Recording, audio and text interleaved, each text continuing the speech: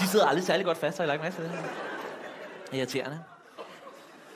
Men altså, så har jeg været en kæmpe idiot ved lufthavnsbetjenten herover, og så er der en betjent over på den anden side af røntgenmaskinen, som har fået fat i min rygsæk.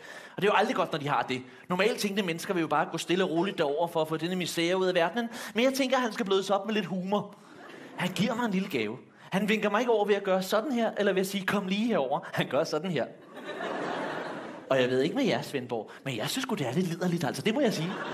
Så jeg kvitterer med et... Og så kaster jeg en usynlig lasso omkring ham.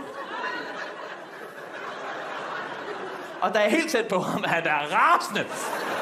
Er du seriøs lige nu, eller hvad? Rolig nu, Bassemand, jeg skal nok binde den op. Den skal du ikke stå med hele dagen.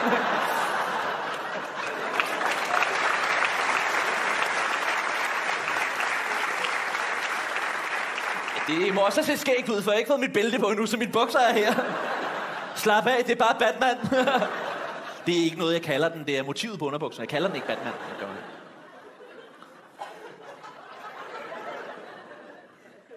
Min hedder Leif. Nej. Pinocchio. Hvad er løgnhals? Nå. Nå ja. Han lytter min rygsæk op. Og det er min rygsæk. Men det var ikke den, jeg havde pakket hjemmefra, som jeg skulle have med på ferie. Det er en rygsæk, som lå nede i bilen og lå med værktøj op til vores sommerhus. Så har han så sådan en lille mellem hækkesaks op. Hvad fanden skal du bruge den her til?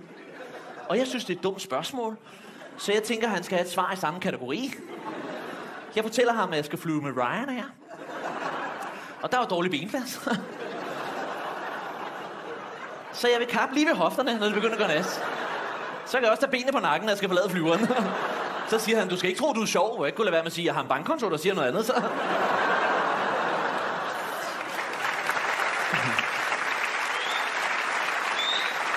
De sidder aldrig særlig godt fast, har jeg lagt mærke til det her. Irriterende. Men altså, så har jeg været en kæmpe idiot ved lufthavnsbetjenten herover, og så er der en betjent over på den anden side af røntgenmaskinen, som har fået fat i min rygsæk. Og det er jo aldrig godt, når de har det. Normalt tænkende mennesker vil